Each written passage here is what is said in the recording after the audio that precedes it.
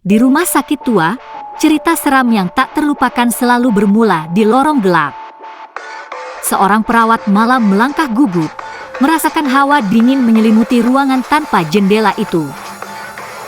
Tiba-tiba, pintu kamar 205 terbuka sendiri. Suara bisikan pelan terdengar, memanggil-manggil. Ditinggalkan setelah kejadian misterius, ruang operasi itu kini menjadi tempat paling menyeramkan. Bertemu dengan bayangan hitam tanpa wajah, perawat itu terpaku, terdiam di koridor sempit.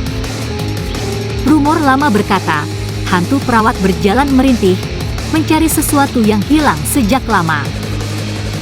Apakah kamu berani menginjakkan kaki di rumah sakit ini setelah matahari terbenam?